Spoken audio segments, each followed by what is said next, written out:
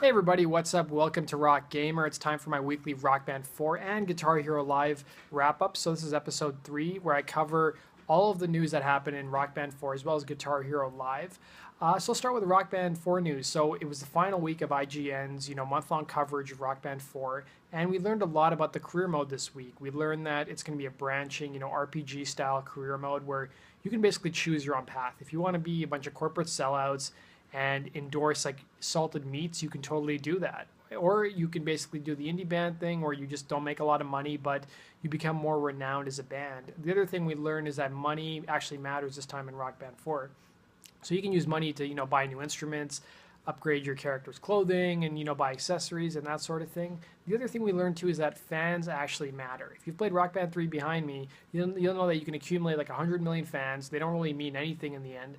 In Rock Band 4, you can actually get fans that are, geographic specific. So certain parts of the world, will be fans of your music, and then you can unlock gigs in those parts of the world. There were still a lot of things that they hadn't fleshed out about, details about the upcoming campaign.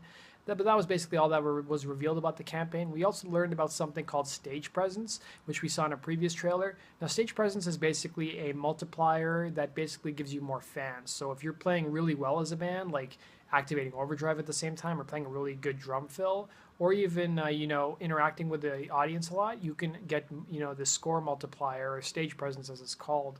The other thing we learned about Rock Band 4 is that apparently there was a media or press event held in California a couple weeks ago.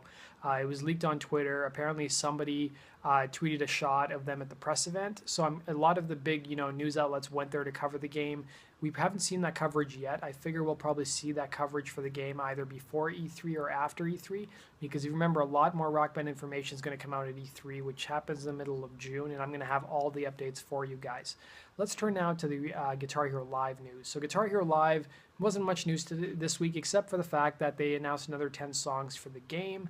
Again, it was pretty much like last week. So there's a lot more hard rock, more metal. There was bands like Rise Against that were announced. There was Soundgarden, Pearl Jam, a few others. If you guys want to see the whole list, you can click the description below and see the entire song list that was revealed.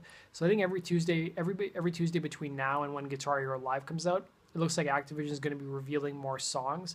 But that basically does it for this week's news. If you guys want to stay up to date on all things Guitar Hero Live and Rock Band 4 related, click the subscribe button. And I also want to tell you guys about the podcast we started doing. We're doing a weekly Rock Band 4 and Guitar Hero Live podcast. I have a couple other guys who join me. We talk about the week's news as well as our opinions, and we give you some Rock Band DLC picks as well. So if you guys want to check that out, just click the annotation box. Thanks for watching, guys, and don't forget to hit the subscribe button. Take care.